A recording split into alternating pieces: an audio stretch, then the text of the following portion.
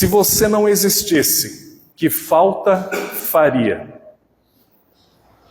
O professor Cortella faz essa pergunta, eu me inspiro nele e acho que essa pergunta de fato é muito importante para a nossa vida.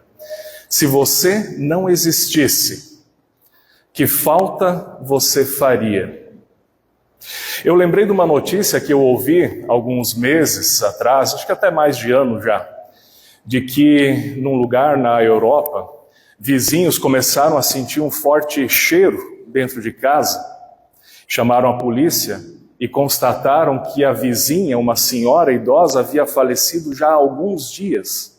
Ninguém sentiu falta, só quando o cheiro começou a incomodar. Fico pensando como o nosso mundo cada vez anda mais isolado, cada um por si. Ninguém se importa com o outro, a gente não se importa com o outro.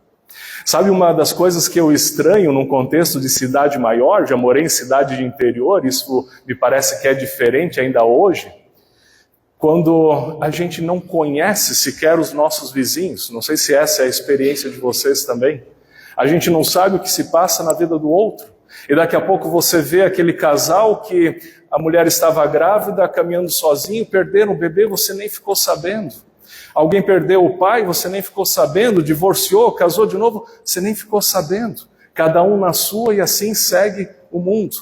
Parece que isso ainda é um pouquinho diferente em contexto mais do interior, né? Minha mãe volta e meia conta alguma notícia de gente que eu nem lembro, né? Mas se conhece, sabe mais um do outro. Mas isso me faz pensar a respeito dessa pergunta. Se eu deixasse de existir, que falta eu faria? Essa é uma pergunta existencial, eu sei, ela mexe com a gente, mas ela é importante justamente a gente pensar para que a nossa vida valha a pena. Que ao chegar no final da nossa vida, a gente possa olhar para trás e dizer que viveu uma vida que vale a pena. Por isso a pergunta é, que marcas você tem deixado na vida das outras pessoas? Que efeitos a tua presença produz na vida das pessoas à sua volta? Qual o teu contato, qual a tua relevância, qual a tua importância para com as outras pessoas e delas contigo? Também daria para pensar. Eu trago essa reflexão justamente para introduzir a nossa última pregação dessa série temática, princípios dessas 4 pregações que nós falamos agora nessas últimas semanas. Falamos do senso de propósito na primeira pregação, as companhias certas, sabedoria profunda e hoje um objetivo maior que deve e pode guiar as nossas vidas. Imaginando a nossa vida como uma longa estrada, uma longa viagem e o norte de todas essas pregações, pensar os princípios que guiam, que norteiam a nossa vida. Por isso, essa nossa série temática que vamos finalizando hoje. E nesse sentido que eu pensei esse ícone também, essa imagem, esse desenho. O que parece para vocês? Uma bússola. Essa é a ideia, justamente. E a nossa bússola, o nosso norte aponta para Cristo, para Jesus Cristo. Ou seja, que o norte, a bússola das nossas vidas, seja de fato Jesus Cristo. É por isso o que está por trás, é isso que está por trás das nossas reflexões. E hoje eu trouxe um presentinho para vocês, tá? No final, os recepcionistas vão entregar para vocês um pequeno adesivo. Mandei fazer para você lembrar. Se quiser lembrar das pregações durante o ano, você recebe esse adesivo, tira a parte de trás, cola em alguma coisa, assim pode lembrar de vez em quando durante o ano. Pode colar na traseira do celular, na Bíblia, onde você quiser, se achar que vale a pena, às vezes você olhar e lembrar que Jesus seja o nosso norte, seja o nosso princípio. Não saia sem pegar ao final da pregação, ao final do culto, o seu adesivo. Mas vamos então hoje pensar sobre isso, sobre esse objetivo maior nas nossas vidas. E essa reflexão de hoje justamente vem olhando assim para o caminho da nossa vida e pensar que viver não é só vagar por essa vida. Viver não é só estar vivo, um coração batendo, um pulmão respirando, mas a gente precisa de mais do que isso. E para que a nossa vida valha a pena, faça sentido, a gente precisa desse objetivo maior. E essa reflexão vem justamente a partir do texto bíblico, que Jesus usa 2 imagens bem comuns, ainda hoje, no nosso mundo, mas que impactam profundamente a vida. A imagem do sal e da luz. Creio que todos já ouviram alguma reflexão nesse sentido. Do sal e da luz. Qual a relevância desses para a nossa vida? Eu te convido a ler comigo o texto bíblico de Mateus 5, os versículos 13 a 20, onde Jesus diz o seguinte: vocês são o sal da terra. Ora, se o sal vier a ser insípido, como lhe restaurar o sabor? Para nada mais presta, senão para, lançado fora, ser pisado pelos homens. Vocês são a luz do mundo. Não se pode esconder uma cidade situada no alto de um monte, nem se acende uma lamparina para colocá-la debaixo de um cesto, mas num lugar adequado, onde ilumina bem todos os que estão na casa. Assim, brilhe também a luz de vocês diante dos outros, para que vejam as boas obras que vocês fazem e glorifiquem o Pai de vocês que está no céu. Versículo 17. Não pensem que vim revogar a lei ou os profetas. Não vim revogar, mas para cumprir. Porque em verdade lhes digo, até que o céu e a terra passem, nem um i ou um tio jamais passará da lei, até que tudo se cumpra. Aquele, pois, que desrespeitar um desses mandamentos, ainda que dos menores, e ensinar outros a fazer o mesmo, será considerado mínimo no reino dos céus. Aquele, porém, que observar e ensinar, esse será considerado grande no reino dos céus. Porque eu afirmo que se a justiça de vocês não excederem muito a dos escribas e fariseus, jamais entrarão no reino dos céus. Até aqui, essa palavra de Jesus. A título de contexto, quem está com a Bíblia em papel vai poder observar que esse texto bíblico acontece logo depois, essas palavras de Jesus são ditas logo depois do Sermão do Monte, que eu mencionei na semana passada. Quem assistiu o culto, quem esteve presente vai lembrar, se não pode assistir também, está postado ainda na página da paróquia. Segue as bem-aventuranças. O que são as bem-aventuranças? Aquele texto bíblico onde Jesus inverte os nossos padrões e diz, bem-aventurado é aquele que faz isso, não aquilo, os mansos, os pacificadores, né? Justamente no mundo, quando a lógica é justamente a contrária do que tudo isso, né?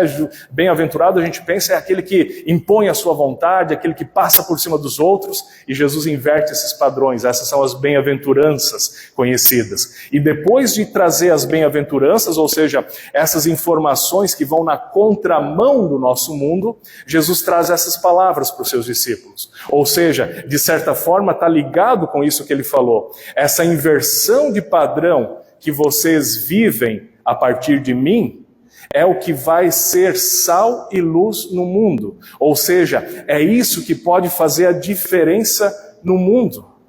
Essa é a lógica desse texto a título de contexto. Mas vamos começar olhando o texto bíblico pela última parte. Vamos olhar ele de trás para frente, para chegar no sal e na luz. A segunda parte desse texto mostra justamente a fonte dessa sabedoria. De onde vem essa sabedoria que pode fazer diferença no nosso mundo? Onde ela está concentrada? Pense comigo. De onde vem essa sabedoria, nós falamos na semana passada, que pode temperar o nosso mundo, que pode fazer a diferença no nosso mundo? Essa sabedoria vem da Bíblia, da palavra do nosso Deus. Nos mandamentos aparece isso. E por isso justamente que o último versículo 17 que nós lemos diz, não pensem que vim revogar a lei ou os profetas. Não vim revogar, mas cumprir, diz o versículo, não, o 17 não?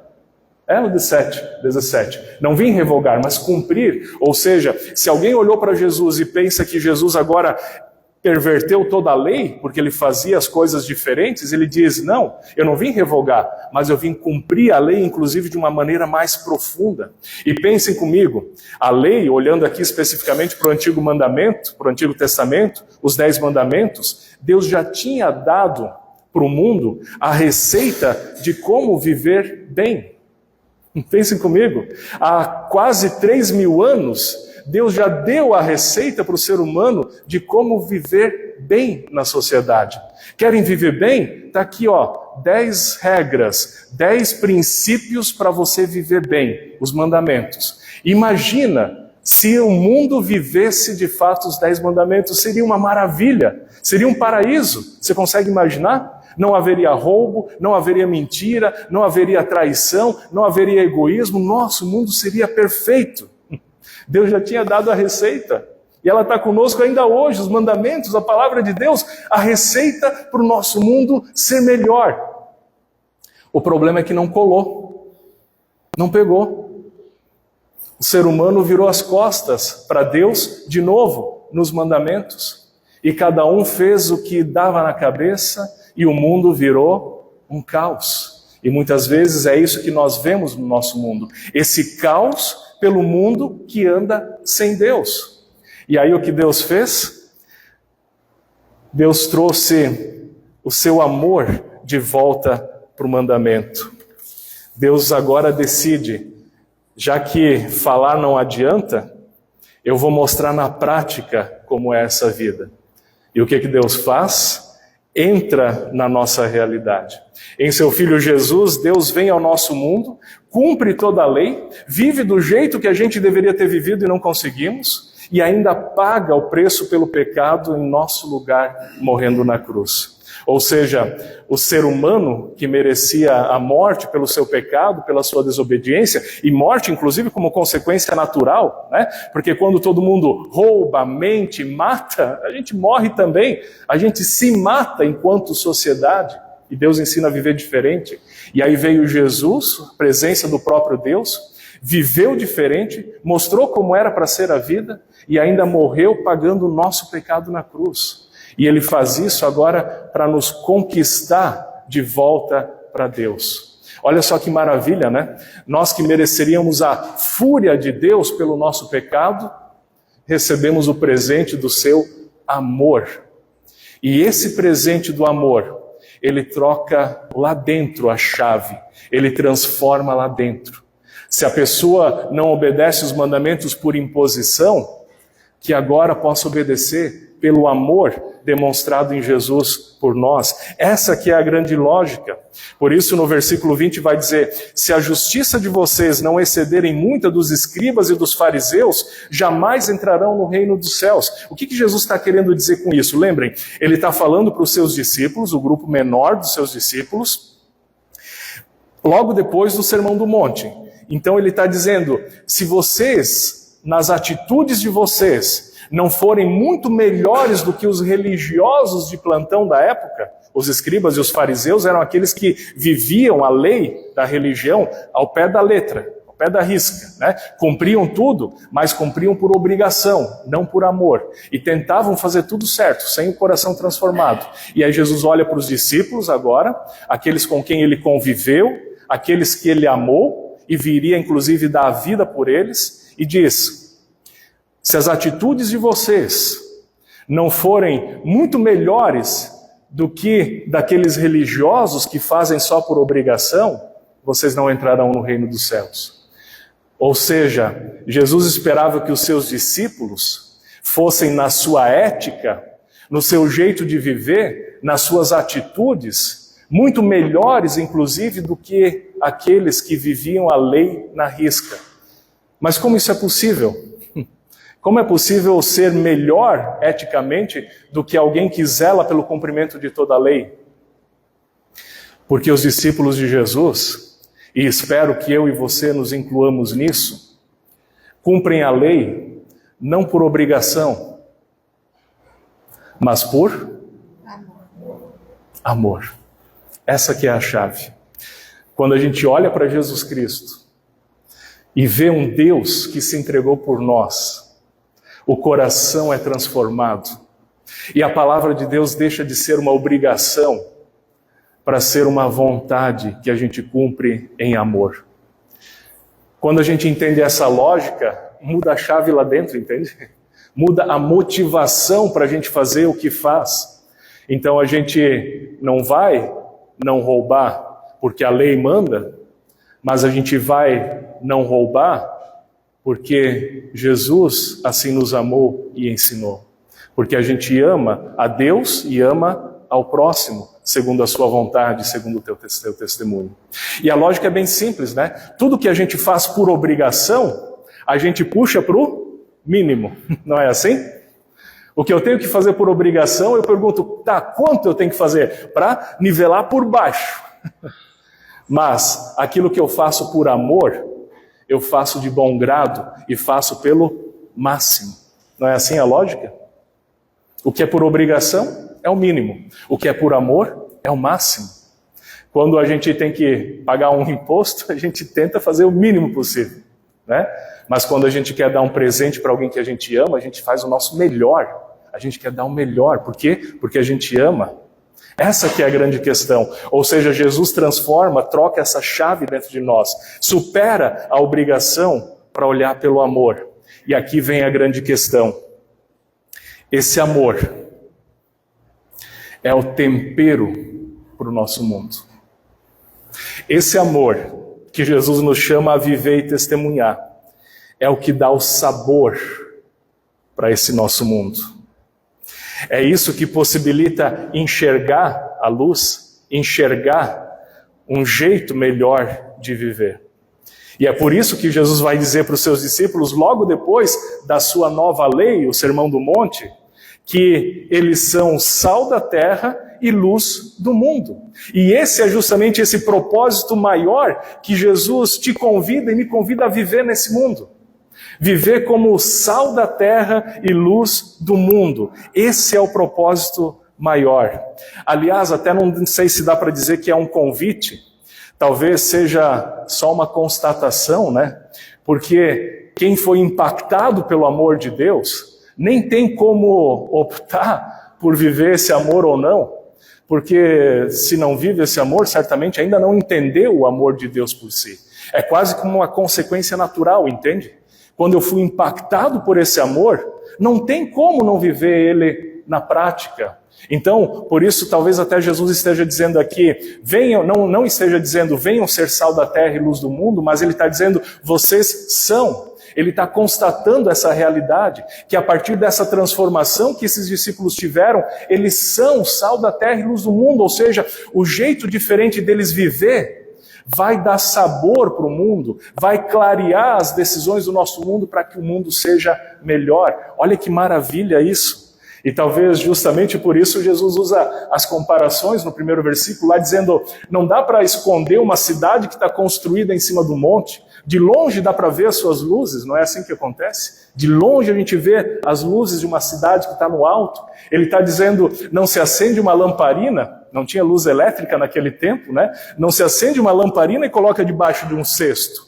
A lamparina fica no lugar alto, onde justamente ela ilumina todos que estão na casa. Assim está dizendo, brilhe a luz de vocês, para que as pessoas vejam aquilo que vocês fazem, vejam a forma como vocês lidam, o jeito como vocês agem, o jeito como vocês se importam com as outras pessoas, e as pessoas vejam isso, mas não para a tua glória, não para você se achar bom, mas para que deem glórias a Deus. Essa é a lógica. Essa é a lógica, por isso não dá para esconder. Por isso, veja que maravilhoso esse propósito a qual Jesus nos convida, esse objetivo maior que Jesus nos convida a viver, como sal da terra e luz do mundo. E essas duas figuras são tão autodidáticas, né, que eu acho que nem precisa explicar muito, né? Qualquer um entende o que é sal e o que é luz. Mas eu pergunto, só para você imaginar, e se o sal não existisse, que falta faria? E se a luz não existisse, que falta faria? Você consegue imaginar o churrasco do domingo sem sal? É difícil, né? Fica meio sem graça, né? Quando a gente esquece de salgar a comida, tem alguma coisa errada. Sabe, no nosso mundo hoje, muitas pessoas estão em busca desse sabor, desse sentido para a vida. E elas acabam procurando esse sentido, esse sabor pela vida em coisas ilusórias, em fantasias, experimentando aí em prazeres efêmeros que muitas vezes acabam só levando para o buraco, acaba levando a vícios, a adicção. Sempre precisa mais, mas quanto mais tem, parece que mais aumenta o buraco, sabe como é que é? E aí leva justamente a esse vício. Tem uma cena do filme que eu assisti certa vez, Os Piratas do Caribe. Eu acho que é o último filme deles, A Maldição do Pérola Negra. E lá no final do filme, já quando, acho que é Elizabeth, eu acho que é o nome da princesa lá, dá um banquete para eles, e eles comem aquilo compulsivamente, eles vão comendo e bebendo, e aí ele vai falando, o chefe dos piratas lá vai falando para ela da maldição que está sobre eles, de nunca se saciar. E aí ela começa a ver essa maldição e ela enxerga que na verdade eles são como que zumbis, ossos secos, e aquela comida que entra já cai direto, e a bebida que entra já cai direto. Ou seja, há no nosso mundo hoje muitas pessoas que vivem dessa forma, procuram os prazeres em tudo, mas nada sacia. E talvez essa seja justamente a maldição do nosso mundo, onde nada mais satisfaz. Quando, na verdade, o que as pessoas procuram é o sabor que pode vir da palavra de Deus, da vida com Deus.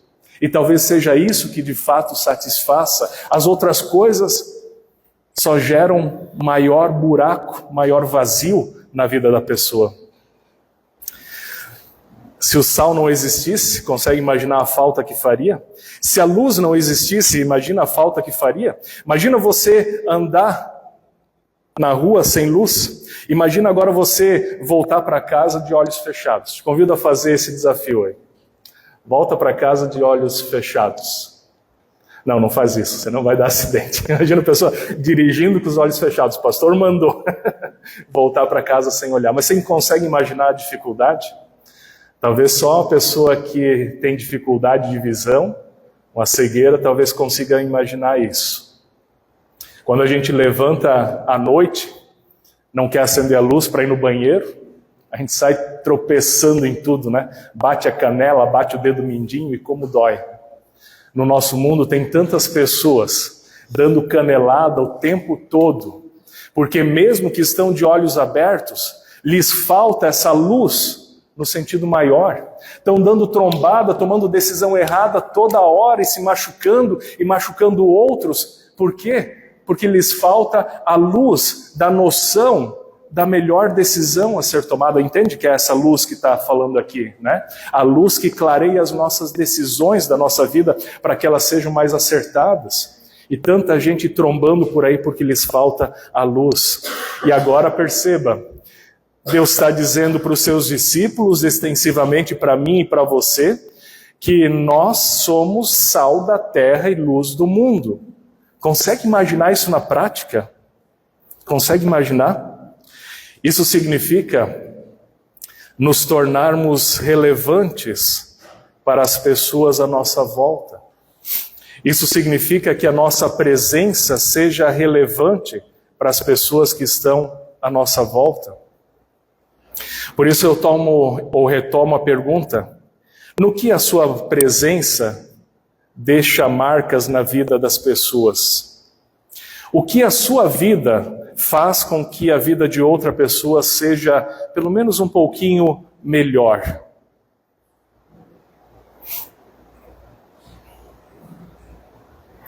O que você faz no seu dia a dia, pode ser no seu trabalho, pode ser na sua família, no seu contato informal, nos seus amigos. O que você faz que deixa a vida das outras pessoas um pouquinho melhor?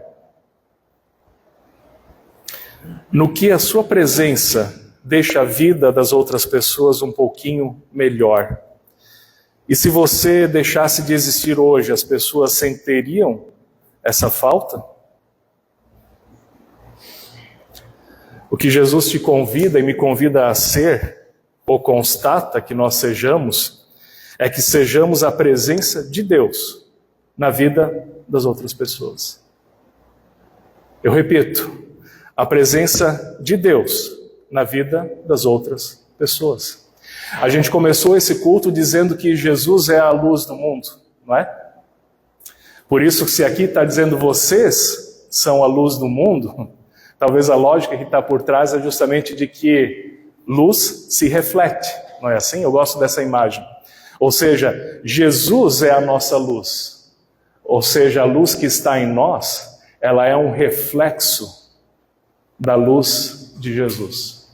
Jesus é a nossa luz, Ele inspira a nossa caminhada, Ele guia os nossos passos, Ele é o que é o nosso norte. E aquilo que a gente faz pode inspirar outras pessoas por causa e para Ele. Essa que é a lógica. Por isso, nessa lógica e nesse sentido, eu te convido a viver com esse objetivo maior durante esse novo ano ou durante essa vida. Te desafio a ser importante na vida de alguém. Te desafio a ser importante na vida de alguém.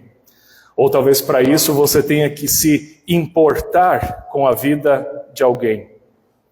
Escolhe alguém por quem se importar nesse novo ano. E claro, família, amigos próximos valem também, obviamente. Mas tenta abrir um pouco o leque, abre um pouco o horizonte. Pensa naquele vizinho que você não conhece direito, pensa naquela pessoa que está sofrendo. Que tal se importar com ela, se tornar importante na vida da pessoa?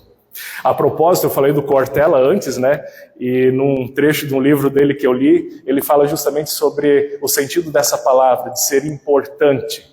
É a mesma raiz de importar. Achei legal isso. Ou seja, ser importante para alguém significa você ser importado. O importado significa colocado para dentro da vida da outra pessoa.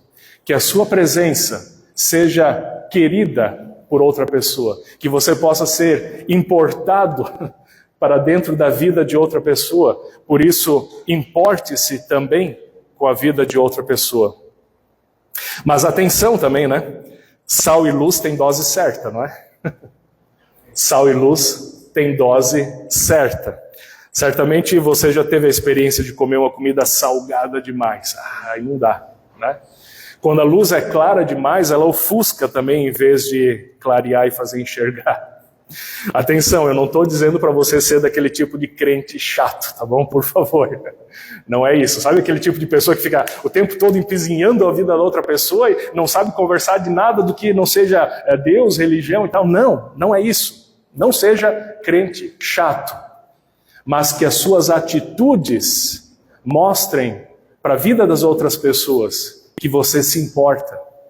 É isso que Jesus espera de nós. Esse é o objetivo maior para as nossas vidas. Senão a gente até repele as outras pessoas de perto de Deus. Se importe com as pessoas. Eu gosto de uma frase muito antiga, atribuída a São Francisco de Assis, eu não sei se procede ou não, mas ele diz: pregue sempre o Evangelho. Se for preciso, para isso use palavras. Pregue sempre o Evangelho. Se for preciso, para isso, use palavras. Importe-se com as pessoas. Viva como Jesus viveu. Viva o objetivo maior de testemunhar o amor de Deus nesse seu novo ano, nessa vida na que Deus lhe deu. E assim, com certeza, no final da sua vida, você vai poder olhar para trás e dizer que a sua vida fará falta. Para finalizar, eu quero contar uma antiga história que é bem conhecida por aí já. Eu não sei se ela é literal, se ela procede ou não, mas ela ilustra bem o que eu estou dizendo aqui. Conta-se que num grande frigorífico, certa vez, um funcionário, já no final do expediente, foi verificar os freezers, as câmaras frias, e acidentalmente ficou preso dentro de uma câmara fria. Já no final do expediente, todo mundo indo embora, todo mundo se despedindo, e ele preso dentro daquela câmara fria. Muito gelado, sem oxigênio suficiente, e certamente passar a noite lá dentro seria o fim da sua vida, morreria congelado. Qual não foi a sua surpresa quando de repente a porta da câmara fria se abre? E quem era? O porteiro da empresa, salvou a sua vida. E aí quando perguntaram para o porteiro, mas por que você foi verificar os freezers? Não faz parte da sua função? E aí ele disse, é que o fulano é o único dos milhares de empregados que passam nessa portaria todo dia, que me dá bom dia quando chega e se despede quando sai. E eu senti a falta dele se despedir de mim hoje. Por isso pensei, aconteceu alguma coisa. Um simples adeus, um simples tchau, fez a falta, fez a diferença. E nesse caso salvou a vida. Não sei se é verdade ou não, mas a história nos inspira na nossa vida. Às vezes é um olá, que alguém precisa de nós. Às vezes é um aperto de mão, às vezes é um abraço. Importe-se com a vida das outras pessoas, para que a sua vida seja digna de ser sentida a falta. Que Deus assim nos guie nesses nossos princípios, na nossa vida, nesse novo ano. Amém.